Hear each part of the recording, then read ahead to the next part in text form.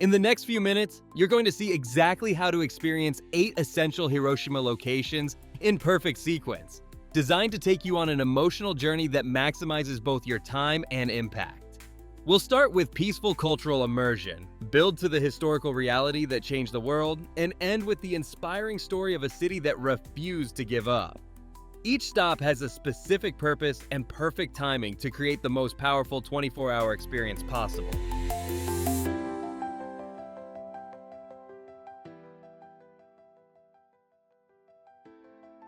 First stop at 9 a.m. is the Hiroshima Prefectural Art Museum, and you want to spend about 45 minutes here. Most travelers skip this place and head straight to the memorials, but that's a mistake. You need to see what Hiroshima was before August 6, 1945 to really understand what was lost.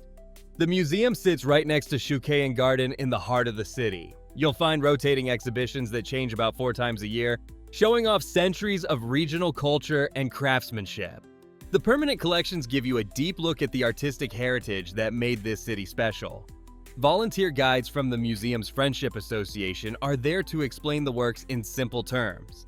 This location choice makes perfect sense. The museum and garden together show you Hiroshima's sophisticated cultural life before the war. When you see the memorials later, you won't just be looking at destruction. You'll understand the rich living city that existed here for hundreds of years. At 9:45 a.m., step directly into Shukkeien Garden and plan to spend 1 hour here.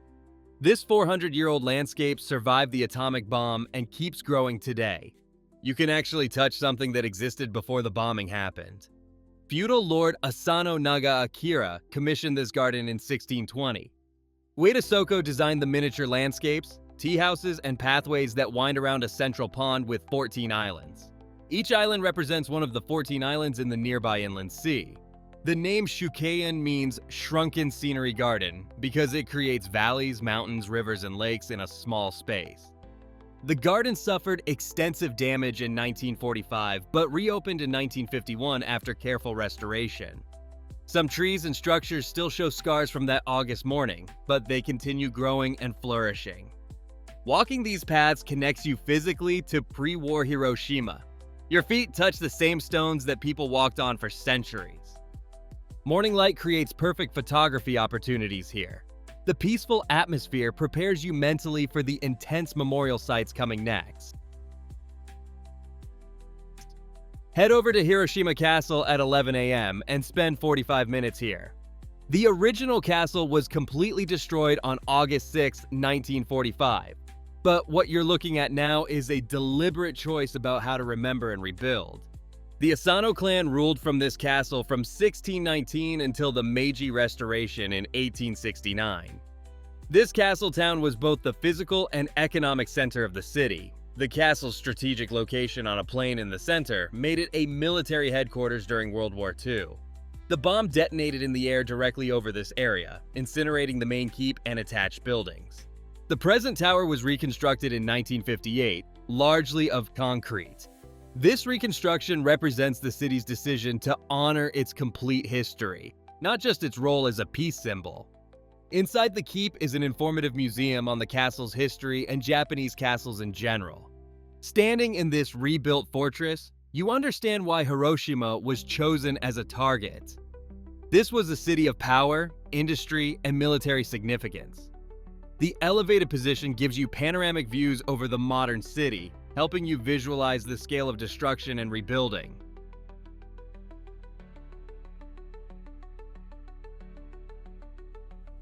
At noon, approach the atomic bomb dome and spend 30 minutes here. This skeletal ruin is the only structure in the world that shows you exactly what nuclear weapons do to human-made things. The building stands exactly as it was left on August 6, 1945. This building's survival was pure chance.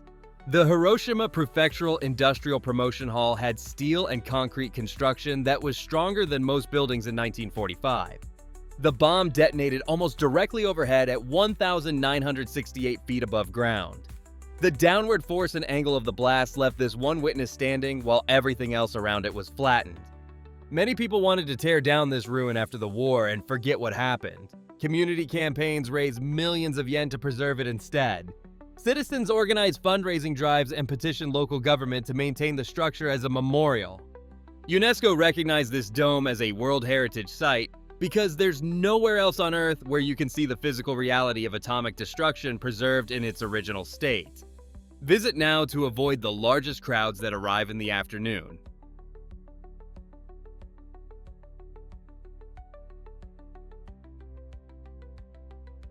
Enter Peace Memorial Park at 12:30 p.m. and plan 90 minutes here.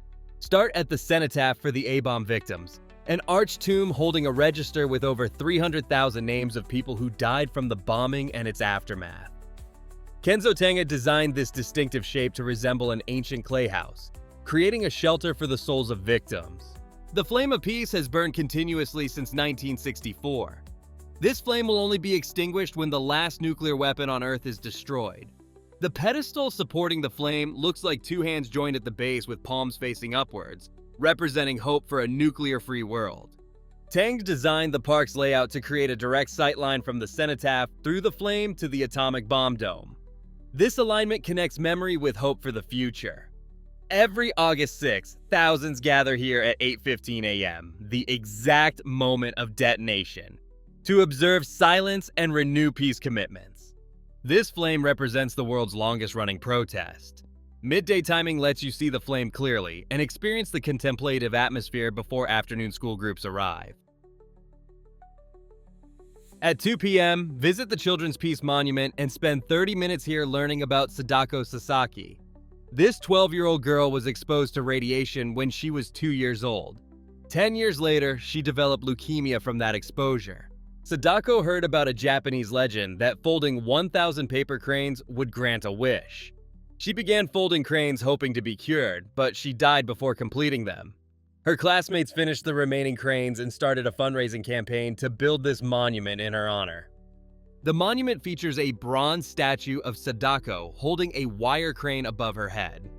Nobel Prize winner Hideki Yukawa donated the bronze crane that hangs beneath and works as a wind chime.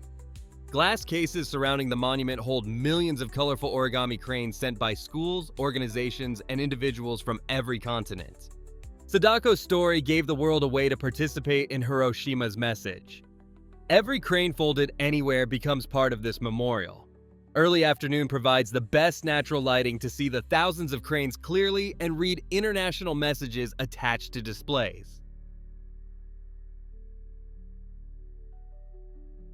Walk to Hondori Shopping Street at 2:30 p.m. and spend 1 hour here. This bustling shopping district sits just blocks from Ground Zero, representing the city's determination to rebuild as a place for living, not just remembering. The shopping arcade was established in 1954, leading to the full-scale reconstruction of Hiroshima. You'll find international brands like Uniqlo and H&M mixed with local shops selling everything from traditional crafts to modern electronics. Department stores, restaurants, and specialty boutiques line the covered walkways that protect shoppers from weather year-round. Walking these busy sidewalks after the memorial sites creates an emotional bridge between past tragedy and present vitality. Office workers grab quick lunches, students browse manga stores, and families window shop together. The energy feels like any modern Japanese city, but carries profound historical weight. Hondori proves that peace means creating spaces where normal life, commerce, and human connection flourish. Mid-afternoon timing lets you experience the street's full energy as people finish work and school, showing you authentic daily life in modern Hiroshima.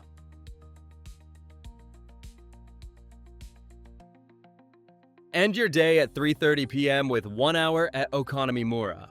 This 4-story building contains 25 restaurants serving Hiroshima's signature dish that became a symbol of post-war recovery.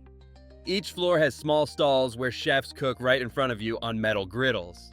Hiroshima-style okonomiyaki was born from necessity when food was scarce after 1945. People used whatever ingredients they could find to create something nourishing. The dish layers cabbage, noodles, egg, and small amounts of meat or seafood on a thin batter base.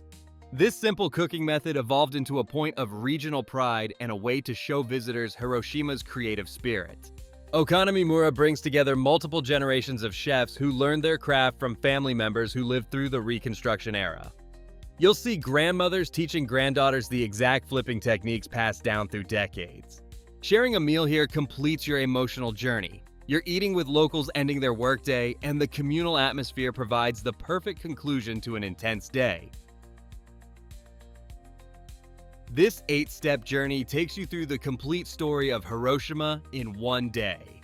You start understanding what existed before and end witnessing what grew after. The experience feels intense but ultimately hopeful. The careful timing and sequence prevents memorial fatigue while ensuring you grasp both the magnitude of what happened and the inspiration of what followed. Starting with art and culture prepares you emotionally. The memorial sites show you the reality. Ending with food and shopping connects you to modern life. You've just experienced the most powerful 24-hour education in human resilience available anywhere in the world. Now it's your turn to carry that message forward.